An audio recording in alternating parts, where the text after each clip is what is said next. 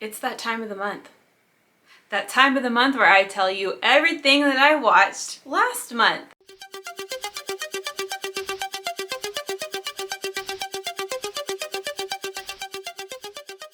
Things are getting busy. Can you guys relate? I feel like the time for watching movies is just like shrinking and shrinking and shrinking. I don't know what's happening. Anyway, so I didn't have like a huge list this month, but let's get on in.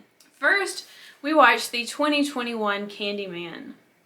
The word that I keep using to describe this film is, it is slick. It's just very slick.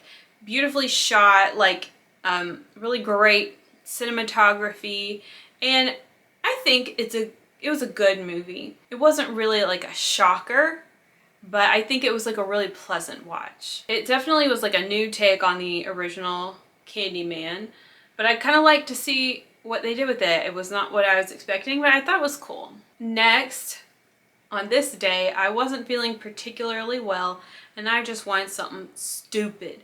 So I had seen on a video that Sweet and Spooky did on her channel, they talked about this film called Killer Sofa. So Killer Sofa it was.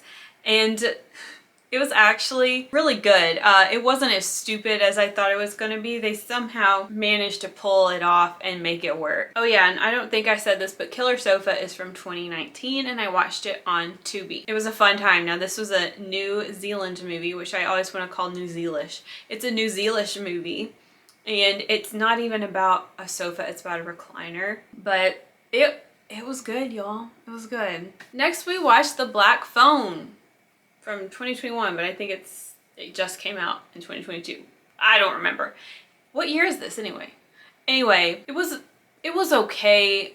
I mean, you could tell that this was just based off of a short story, you know? There wasn't a lot going on. It was very like a very straightforward piece, and it was more of like a true crime kind of movie than well, no, because there's some horror stuff happening, but it still had this like crime drama feel to it. I don't know, this takes place in the 70s, so I thought they showed the 70s really well. It wasn't too over the top. It seemed very authentic. And I didn't realize that was Ethan Hawke until like I was done watching the movie, and I feel like I would have been a bit more observant of his character if I knew that was him.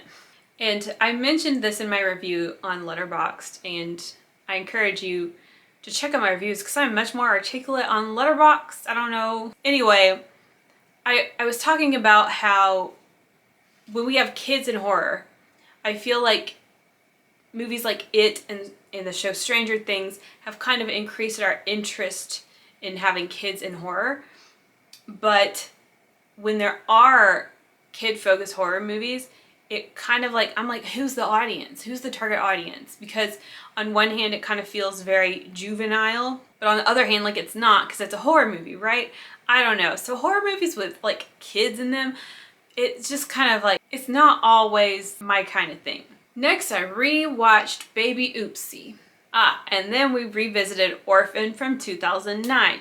We hadn't seen this since 2009, but we wanted to watch it because of the new one that's coming out.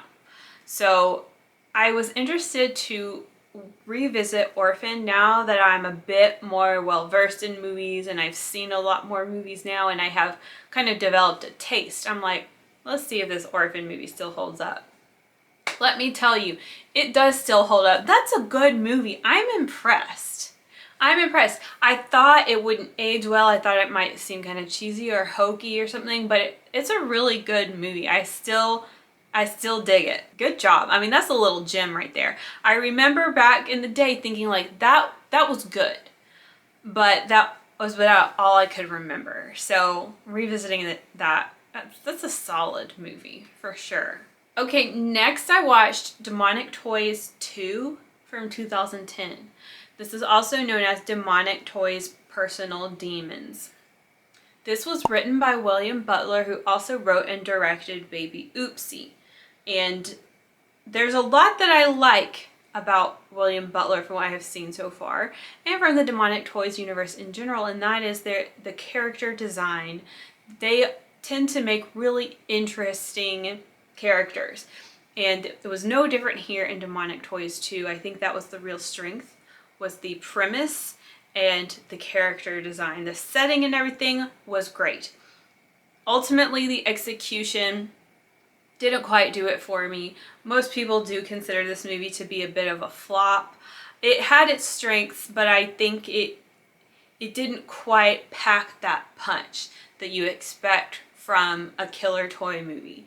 So I think if you're a fan of the toys, it's worth a watch, but it wasn't as good as Baby Oopsie or the original Demonic Toys. Next, I rewatched Tropic of Cancer for the purpose of the review that I posted a couple of videos back. Then I got my hands on Rings of Fear, aka Red Rings of Fear from 1978. This is the third installment of the Schoolgirls in Peril trilogy by Dallamano.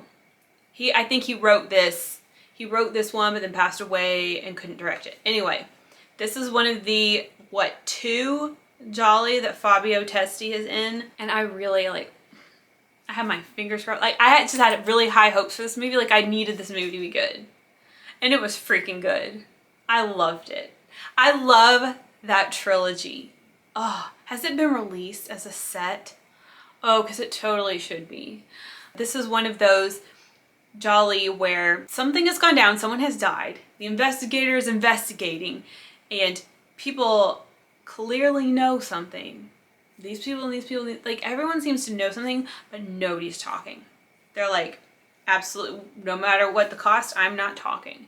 And I love that, because then you're what are all these people involved in, So we get some great, I don't want to say teenager action, that sounds weird. The teenagers have this clique, and they're into something, as they are in these films, and it's just excellent. Rings of Fear is definitely a keeper. I'm definitely putting it on my favorites list, and I hope to own it one day. Next, I rewatched Hocus Pocus from 1993. I know, everybody in the freaking world, do I really need to talk about it? But I watched it in preparation for Hocus Pocus 2. So, Hocus Pocus 2, I thought it was fine. It was pretty good. First of all, it is just simply a treasure to be able to have the 3 original witches back together again.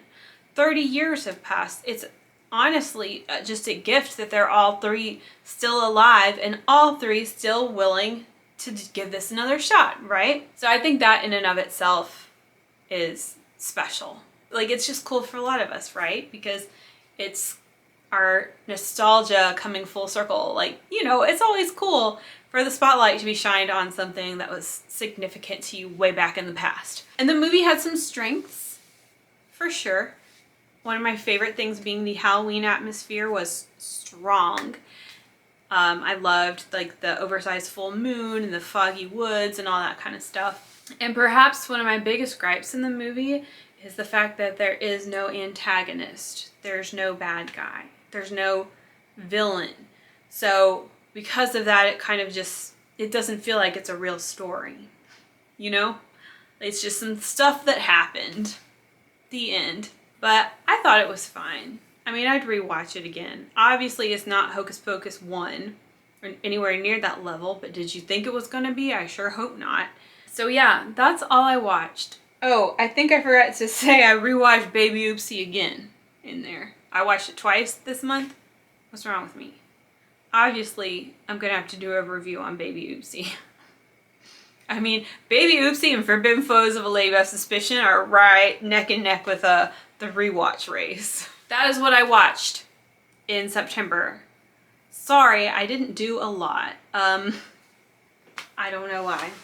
But okay, if you're still here, there is a little something I got that I want to show you. I should probably save this for a thrift haul video, but this is crazy.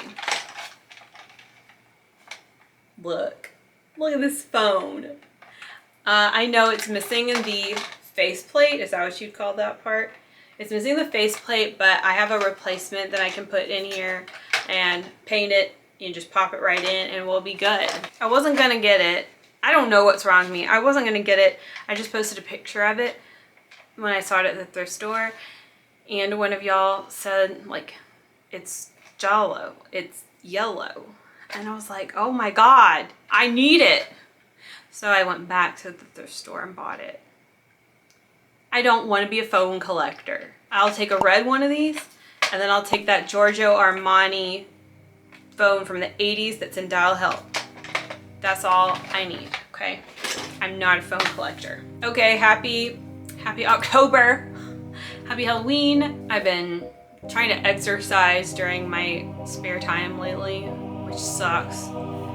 So I'm just trying to get these videos fit in when I can. Okay, ciao for now.